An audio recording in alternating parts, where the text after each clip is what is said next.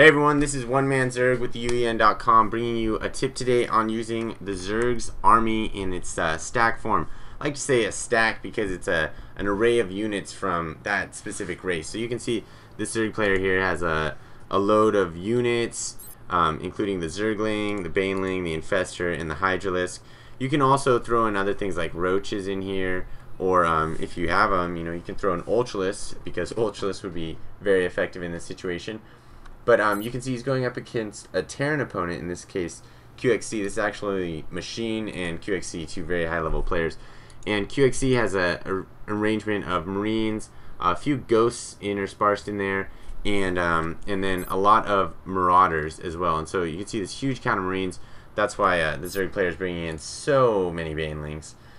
So let's watch how this goes and see how the Zerg player utilizes his army. I would have liked to see his stack a little more laid out, a little more organized, but I don't know if he exactly knows that. I don't think he knows all the Terran's forces are right here. So you can see he's kind of moving across the map as opposed to being fully ready for a battle to go down right here. And he doesn't know that the Terran player has an expansion here either, so he's just not that aware. So he'd want to hit with Zerglings and Banelings in the front, or Banelings in the front, then Zerglings, and then Hydralisks and Infestors behind that. But let's watch it play out. So he's going to come in here with that load of Banelings, and then he sees this player sims up, so he's going to move in for the attack. And he really wants these Banelings to get in there quickly.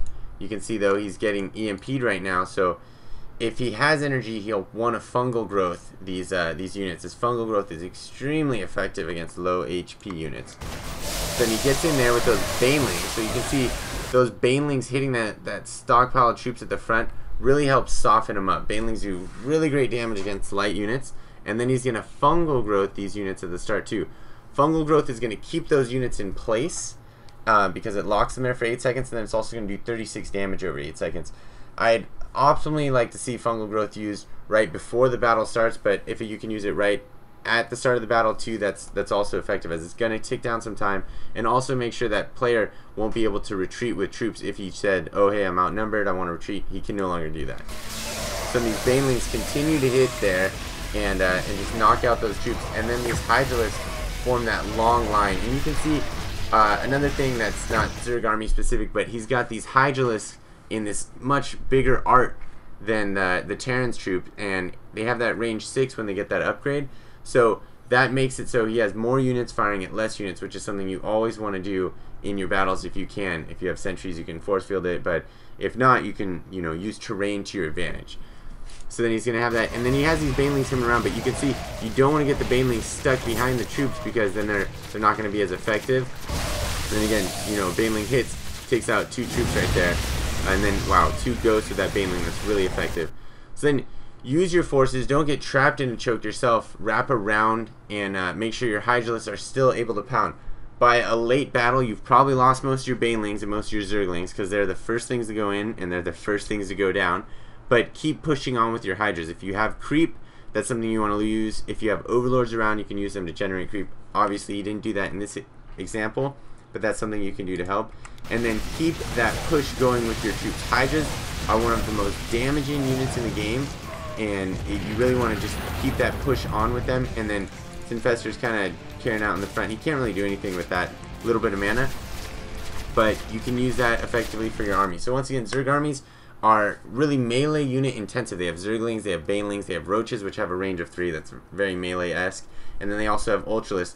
So you want to close in quickly on your enemy, use fungal growth to your advantage with the Infestors to keep your enemy in place. That's especially effective if you're going to hit them with Banelings, or your melee troops are going to go in there so they can't kite you at all.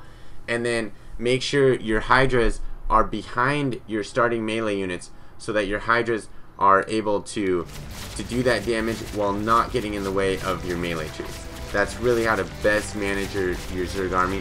And then watch out for what your opponent's doing. If they have storms, you're going to have to go in and out. And if they have a different, a bad army composition for you, you can use that fungal growth to cast it on them and then escape, or to cast it on them while they're retreating and take advantage of that. But that's how you use a Zerg army best. And remember, you're going to want to build your army around what your opponent has. So in this case, he came in with a lot of Banelings, because that's going to splat on those Marines and really kill them very effectively, as well as the Ghosts.